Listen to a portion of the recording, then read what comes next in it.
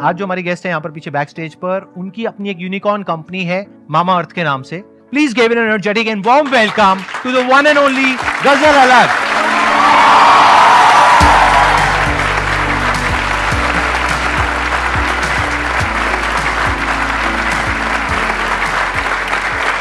Please.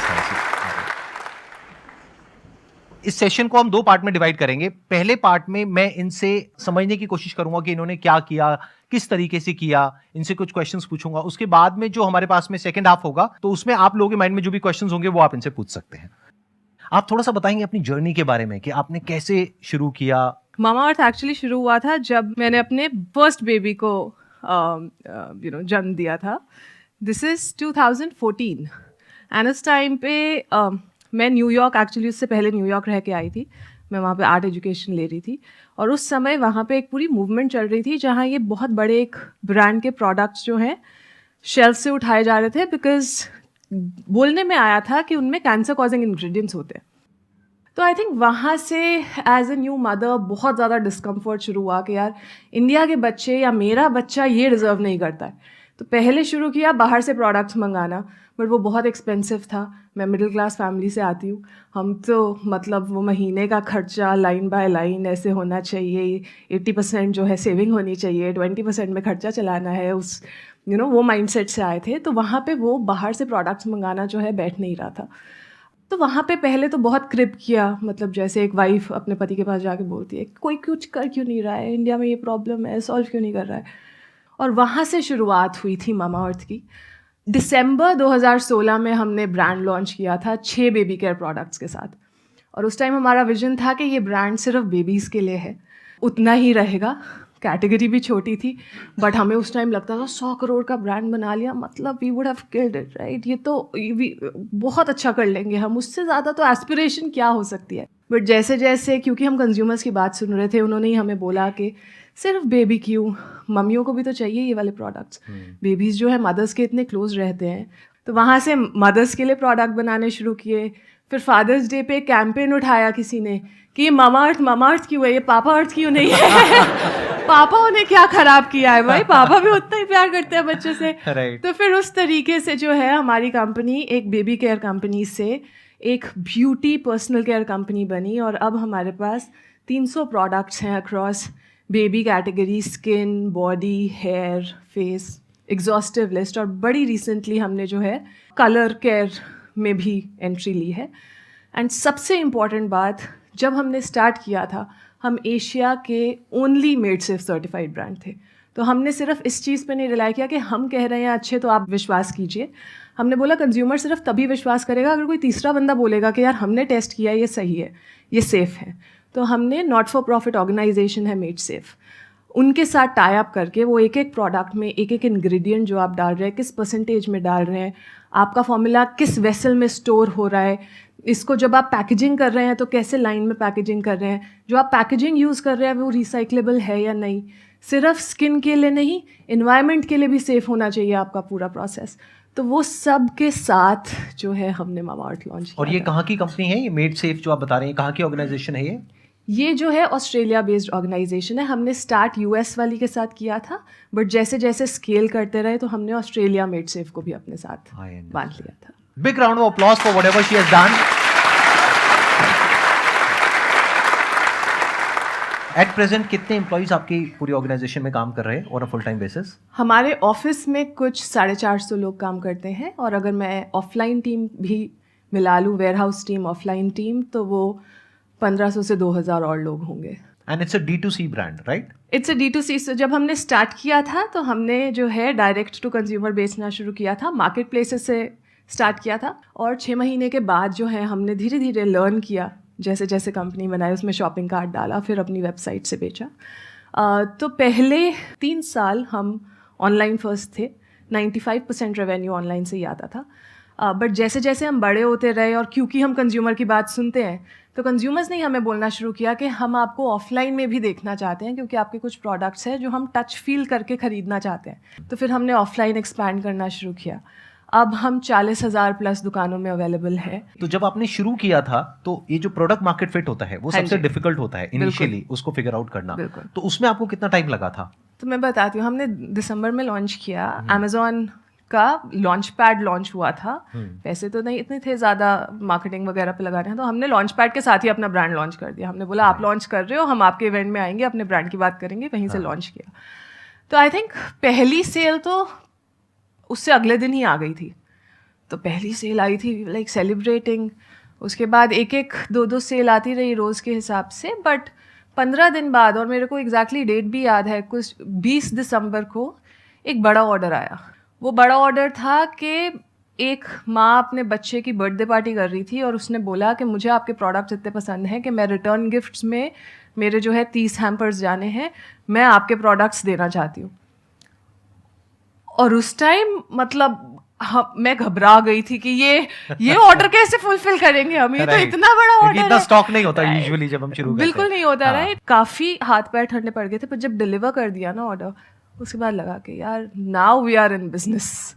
अब ये शुरुआत हो चुकी है, अब इसके आगे स्केल ही करना है। फिर हमने प्रोसेसेस सेट करने शुरू किए। मैंने अपना पहला एम्प्लॉय जनवरी में हायर किया था, वो आज तक हमारे साथ काम कर रहा है। पहले 6 महीने तो कस्टमर सर्विस पे भी मैं और वरुण ही बैठते थे, हमारे पास कोई कस्टमर सर्विस टीम नहीं थी। Varun is also my husband, he is also my co-founder. और उस वक्त आप डायरेक्टली आप ही अटेंड करते थे कॉल्स, अपना नाम बदल करके? नहीं, नाम बदल, हाँ जी, यस, हेलो, अच्छा, हाँ, this is Mama Earth team, right. Team ही 3 लोगों की थी तो क्या करेंगे ना।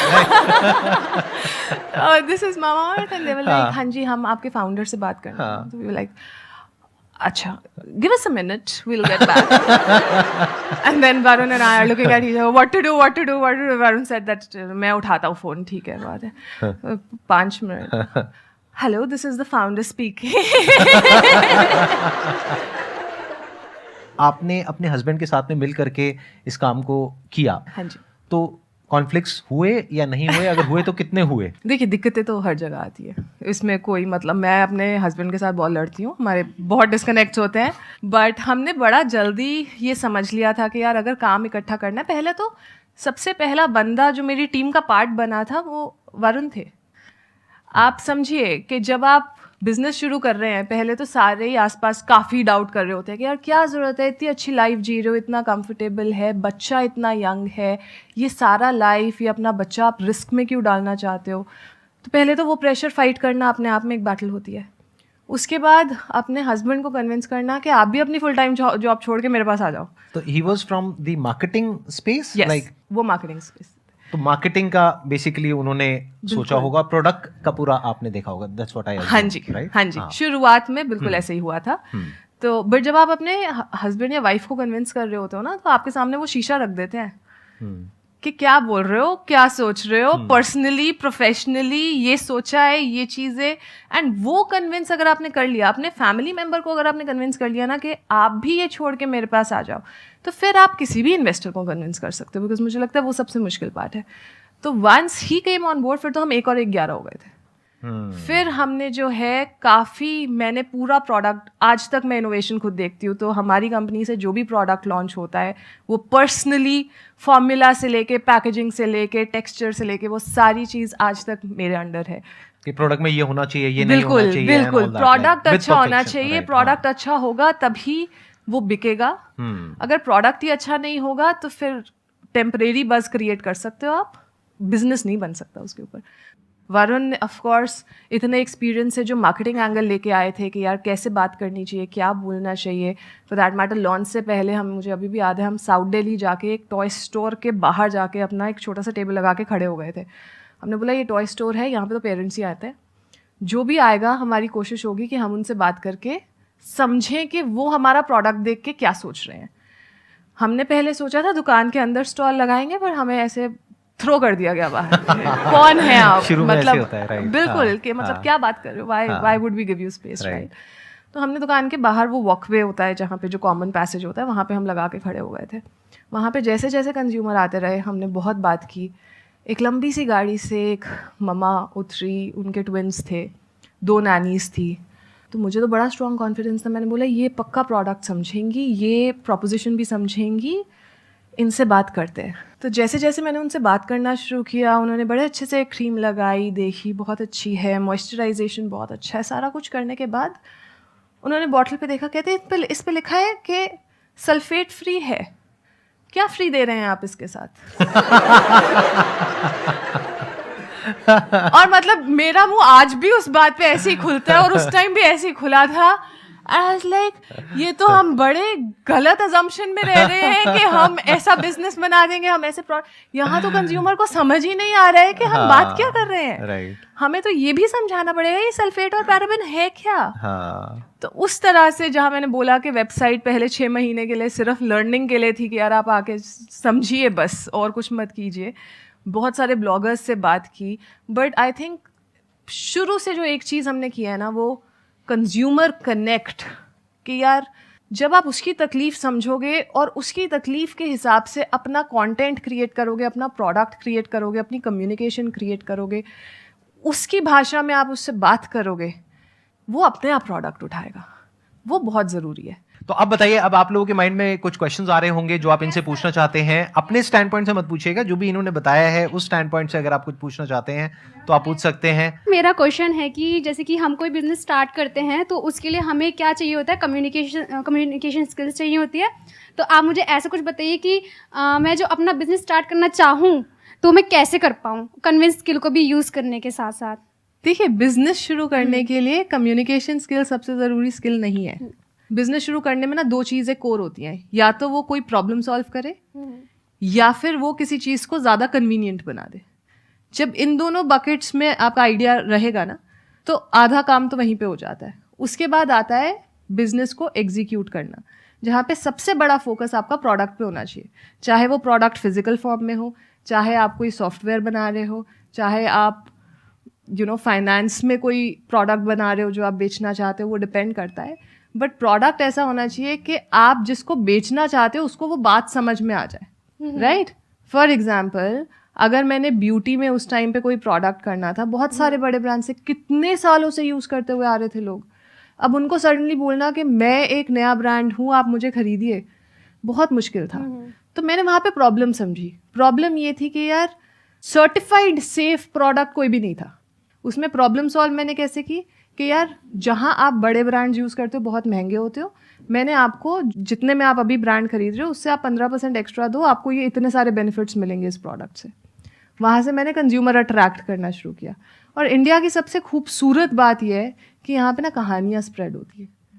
एक माँ ने जब अपने बच्चे के लिए प्रोडक्ट बनाए, बाकी माँ उस प्रोडक्ट पे अपने आप भरोसा करेंगी, क्योंकि माँ वाली फीलिंग तो मतलब और कोई ब्रांड, कोई कंपनी कम्पीट ही नहीं कर सकती ना, जो केयर, जो प्यार एक माँ लेके आती है।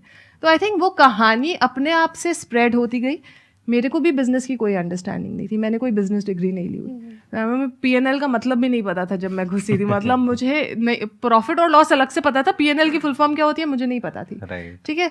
तो वो जैसे जैसे काम करते रहे, सीखते रहे, अपनी पेस पे सीखे।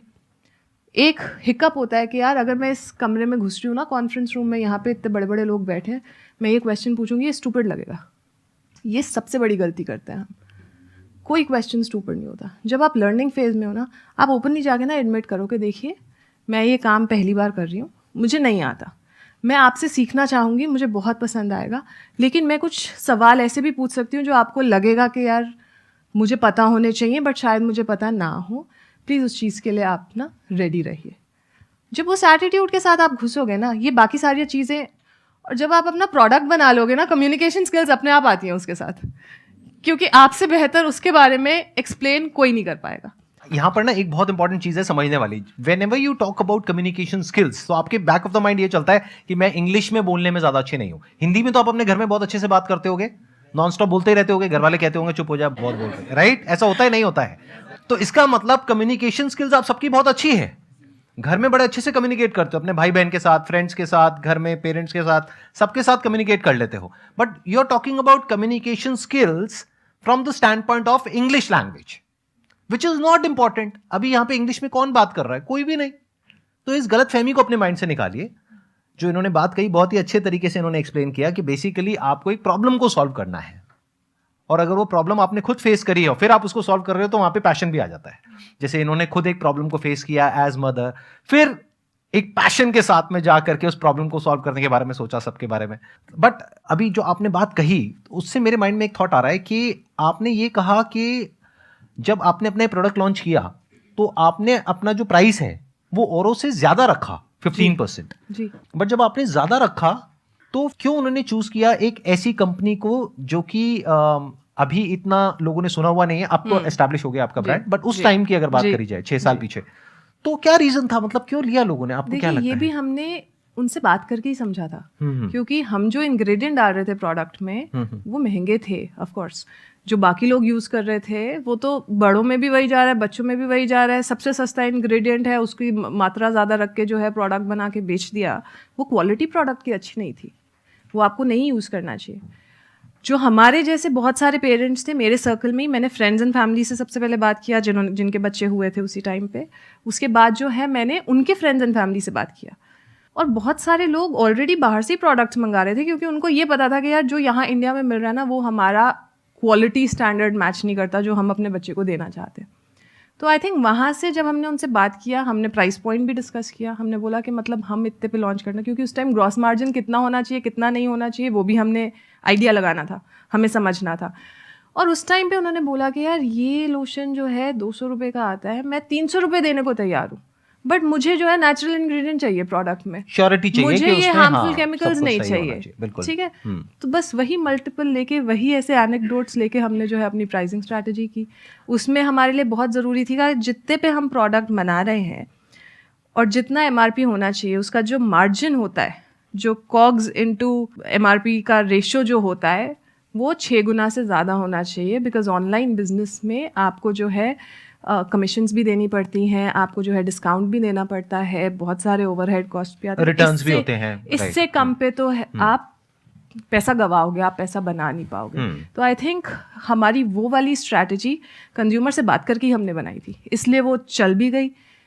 जब 100 लोगों ने बोला कि हम खरीद लेंगे, वहाँ से हमें ये भी पता चल गया कि यार प्राइस बिल्कुल ठीक है, इससे कम करने की ज़रूरत नहीं है। फिर हमने उसको स्केल किया।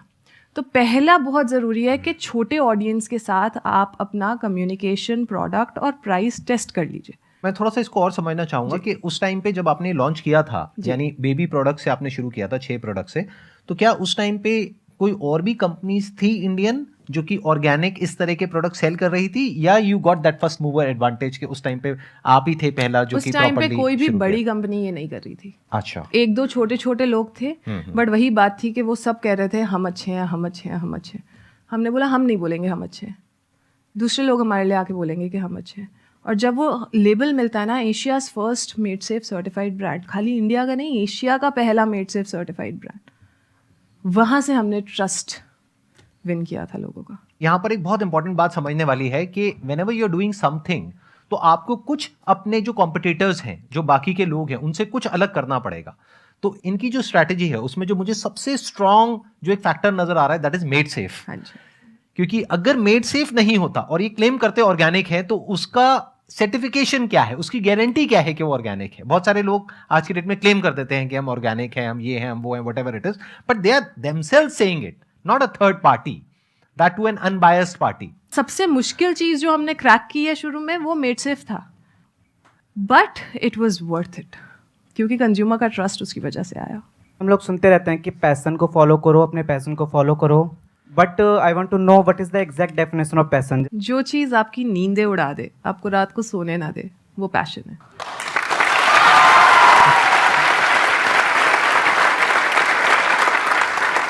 इन्होंने कहा कि पैशन वो होता है जो कि आपकी नींद उड़ा दे, बिल्कुल सही। लेकिन इसके साथ साथ में आपको एक चीज और भी देखनी है कि कहीं आपका वो पैशन ऐसा ना हो कि वो औरों की भी नींद उड़ा दे। फॉर एग्जाम्पल, आप कहते हो मेरा पैशन है सिंगिंग, और वो पैशन आपकी नींद उड़ा देता है, लेकिन पड़ोसियों की भी नींद उड़ा देता है और वो पुलिस को फोन कर देते हैं, राइट? तो गड़बड़ हो जाएगी। You are getting where I am coming from. Important चीज यहां पर क्या समझने वाली है, आप लोग कहां पे मिक्सअप करते हो, कहां पे गड़बड़ करते हो। बार बार जब आप पैशन की बातें करते हो तो आप ये नहीं समझ पाते कि पैशन और प्रोफेशन दो अलग अलग चीजें होती हैं। एक है आपका पैशन, वो कुछ भी हो सकता है, वो क्या है वो बताना बड़ा आसान है। क्या है ऐसा जो रात को आपकी नींदें उड़ा देता है? बताओ, क्या करते हो पूरी रात? मत बताओ, हाँ आगे बढ़ते हैं।